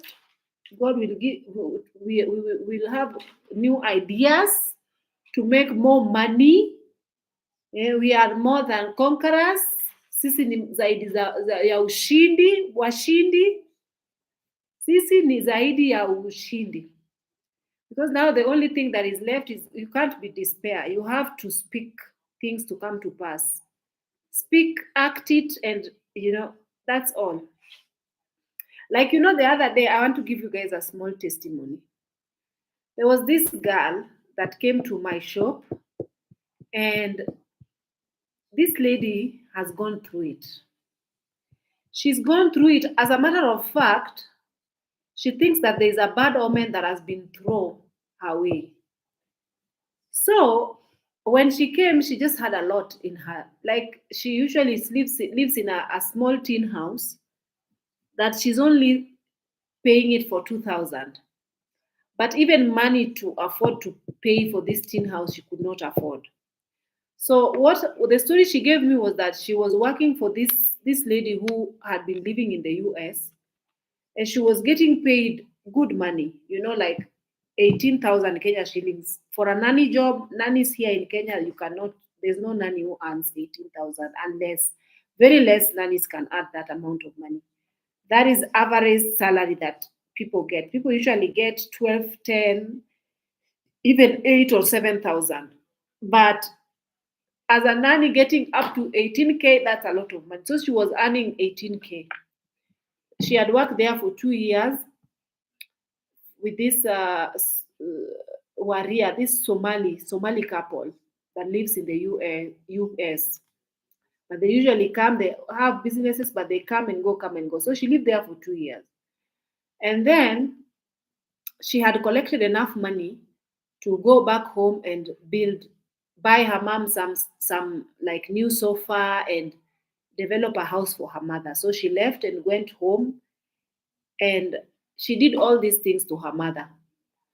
So when she went, the villagers were so upset, and they were really like throwing curses at, like they don't want any good thing to happen to the mom, because the mom is 85 years old, and they were so jealous over the things that this lady was doing. So when this lady came back from there, the first thing that happened was her child, who had just finished high school, got in a very bad car accident. Like he was hit by a car. To an extent, he was taken to the hospital, and now they had to amputate his leg. After that, she came back to this job, and then this lady told her that she can't employ her anymore for no reason. Like the gay lady just told her, you have to go.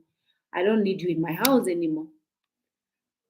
She went to her house in this teen house.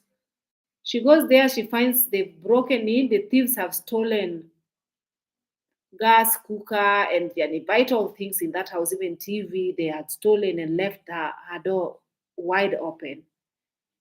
And then from then, since January, she's been going to work. Every time she goes, they chase her away. Every time she goes, like she can't even stay there more than 2 weeks. So she was coming to tell me that she had tried to herself several times by taking, because she had had enough. She doesn't have a husband. She's a single mom. Things have gone so bad to her. Sometimes she can't even eat. She don't have money to eat. She can't find a job, and she was just so desolate. And so she was passing by my shop, and something told her to led her to my shop. And she was actually in a matatu heading somewhere. But then she convinced herself, let me just alight and go here, because I usually have a signboard that mentions that I I I give out nannies. So she came into my shop, and she sat down, and I saw that she looked like somebody who is just suffering. So she sat there and she started giving me, she's very talkative girl, and it's good to be talkative, because if you're not talkative, you're going to get depressed. So she just was talking and talking and talking and talking. And what I gathered, she had a spirit of despair, you know. And it made me look back in my life, and see how life was. At least me, I was going through it, but I didn't have a child that I had to feed, and a child that I had to be desolate with. In this case, she has children. She have 3 kids that stay with her mom, 85-year-old mom. And now one had to go to the hospital for amputation. Like the kid had done well in school, and now he's disabled from nowhere. And everything just gone haywire on this lady.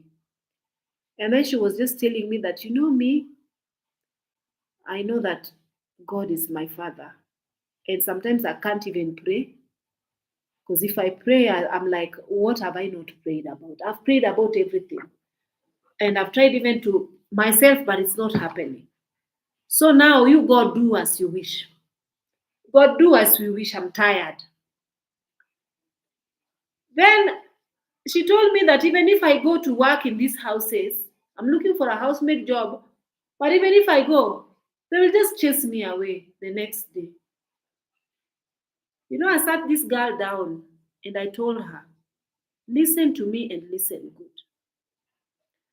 Bad things has happened to you in the past. Even now you're going through bad things. But you need to change your mindset a little bit. I know it's difficult, but it starts from the mind. You need to just switch your mind a little bit. And first and foremost, stop sitting in that corner where you are. Stop saying, I'm bewitched, I'm cursed, nothing good is happening in my life. They chased me away, they stole from me, my child is this. Stop focusing. I know it's easier said than done, but start speaking life into your situation right now. Right now, start speaking and confessing life and say that it shall be well. I'm capable, I'm valuable, I am accepted, I'm hired. I start speaking good things. Start speaking these impossible things over your life. Because when you are thinking negative, you're only attracting negativity into your experience. You are attracting all these negatives because that is what you are accustomed. You can't even fall asleep. You are just seeing the grave, even when you go to bed. So refuse. Don't let these people, even if they were witches, don't make them happy by allowing yourself to get to that bottom and stay there. And I gave her a little bit of my life story. I told her, I say to her, from today onwards, I don't want to hear you speaking of those past things that has happened. Those things have happened, but now they are in your past. Now, from now, move forward and start saying that. Don't even say that if God willing, or maybe, or if I'm lucky, or let's hope for the best. No, say the best is coming. The best has come. The best has arrived. As a matter of fact, I'm getting a job. Before we know it, somebody called and wanted a nanny. And before even long story short, she's now at work. Today she called me and she was telling me, I thank God for meeting you. Because what you have impacted in me, I felt so sorry for her to an extent. I wanted to actually just pay even her rent. I wanted to pay for her rent. I told myself, you know what, God, let me sow a seed in this girl's life. Because I remember when I was in her position.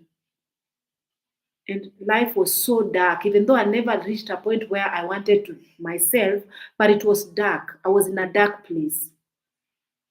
And I was just praying that you can just nominate an angel to bring me out, to pull me out. Just one person to make this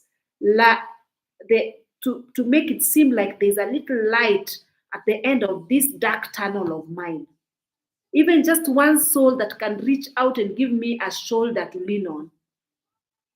I know how it feels to be in this position. So even if, let's say, today she doesn't get a job, I was willing to come and host her so that at least she can get a shelter, warm shelter, and a meal. A warm meal as we wait for her to get a job. I was telling her, no, don't worry. You can, don't worry. At least now you can eat and wake up and eat. This girl called me today, and I was telling myself, this is evangelism. You don't have to go to church and give offering to the pastor who already have enough.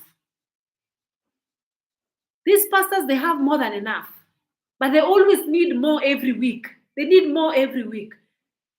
You can help widows and orphans and help people whom God has put towards your direction. Help them randomly without asking for anything in return. This is also evangelism. Because I'm sure if God was to come today, he can go to churches and flip a lot of tables in those synagogues. Because the kind of things that nowadays happen in church are not fathomable. These people are too much, they've made a church like a business center. Business center, money, money, money, give, even if you don't have, you give. But even one day, go to them and tell them that you don't have money for rent. Or tell them, I need money to do 1, 2, 3. Or even you need a loan. Leave alone just money that they can give you and give me a loan. I start a business then. I'll return that loan. No, they will not give you. Because they expect to be given more than they give. The church I know that even God's intention was for people to bring in money in the church so that the church does not lack. In an extent where now, if the orphans, the widows, and all these people, they are supposed to run and seek solace in the church. And they are supposed to find help in the church. This is the reason why the house of God is not supposed to have nothing. But nowadays, they get all these things to only get themselves a car, get themselves nice houses, get themselves build and buy more lands and enlarge the territory and enlarge the territory and enlarge the territory. This is all I hear when I go to church. It's not about calling someone or even helping orphans and widows, even ministry to go and help orphans and widows. It's not, I've not heard anything like that in church nowadays. I only hear about give, give, give, give, bring, bring, bring, do. That's all I hear. So it's very unfortunate. I say to myself, you know what, God, even if I don't go to church, if you send somebody in need my way, I can do what I can. What you have can enable me to do. So this girl came and I was really taken back and I was just like, and now she's at work. Today she called me and she was like, thank you very much. Today, and then she was like, the lady whom you took me to her house, she just have a newborn. She have a 2 months old baby. But so far she's assessed the house and she says, I'm so comfortable here. She has only one child who is not even problematic. She was telling me in the morning, it was like around 10 o'clock. She told me, I've already finished work. The child has already showered. The child is just watching TV. Me, I'm just here now. I'm again looking for anything else to do. I told her, that is really good. When she wakes up, just ask her if there's anything more you can do. Then I asked her, are you not going for off? She said, am I mad? Am I mad? Even if I tell someone that I want to go to off and I just came to work, they will think that I'm not serious.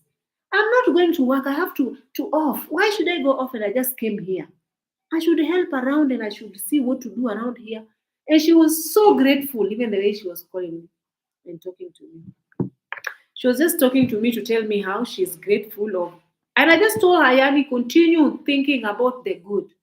Don't think about the bad and don't tell anybody that you have a job currently. Just tell them I'm okay. I'm okay. I have a little a little kibarua, the hustles. I'm just hustling here and there. If I get, I get. If I don't get, it's okay. But don't tell them that officially you have a job. Because again, if you tell these people and they are back home, they start giving you pressure. You just enter, too much pressure. And pressure is not necessary at this point. She has no money. Yeah? So I told her to just work and make sure that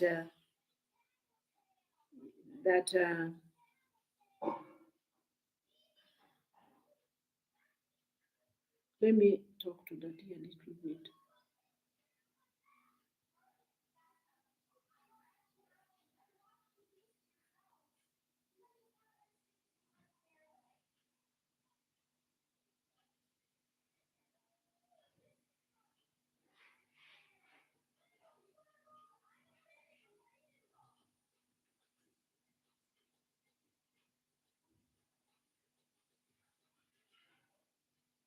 So, guys, I need to end this live.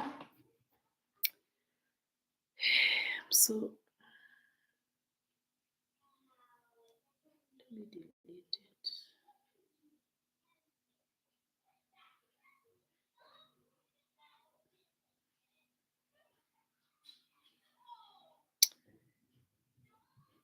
Let me